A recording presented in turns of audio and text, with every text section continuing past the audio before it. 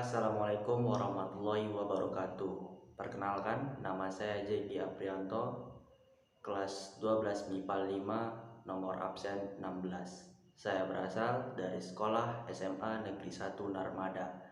Di sini saya akan menjelaskan tentang pemikir untuk mewujudkan perekonomian nasional dan penyebab munculnya pemikiran untuk mencapai perekonomian nasional yang kokoh dan mandiri, yang terdiri dari yang pertama gerakan Asaat, kedua Gunting Syafruddin, dan yang terakhir nasionalisasi perusahaan asing. Oke, mari kita mulai pembahasannya.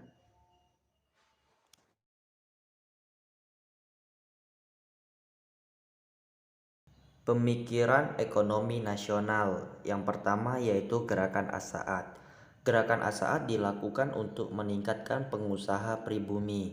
Gerakan Asaat memberikan perlindungan khusus bagi warga negara Indonesia asli dalam segala aktivitas usaha di bidang perekonomian, dari persaingan dengan pengusaha asing pada umumnya dan warga keturunan Cina pada khususnya. Dukungan dari pemerintah terhadap gerakan ini terlihat dari pernyataan yang dikeluarkan pemerintah pada Oktober 1956 bahwa pemerintah akan memberikan lisensi khusus pada pengusaha pribumi. Yang kedua yaitu Gunting Syafruddin.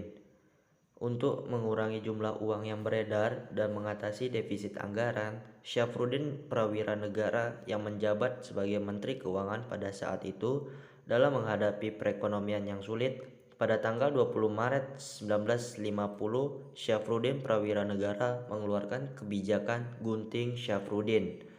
Kebijakan ini dilakukan dengan memotong nilai uang yang bernilai 2,5 rupiah ke atas hingga nilai setengahnya. Kebijakan ini bertujuan menanggulangi defisit anggaran sebesar 5,1 miliar rupiah.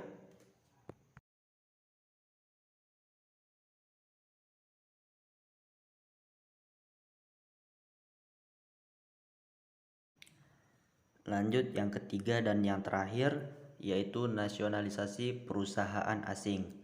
Nasionalisasi ini berupa tindakan pencabutan hak milik Belanda atau asing yang kemudian diambil alih atau ditetapkan statusnya sebagai milik pemerintah Republik Indonesia.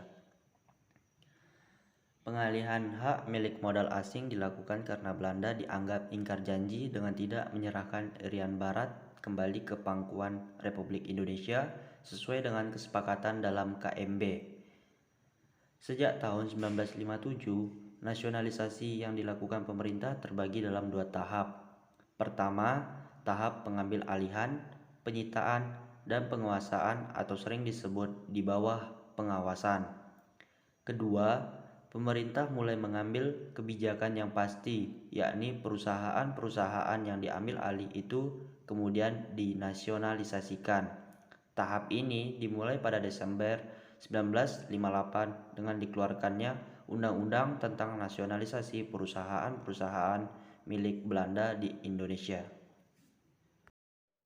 Sekian video pembahasan dari saya dan terima kasih karena sudah menonton.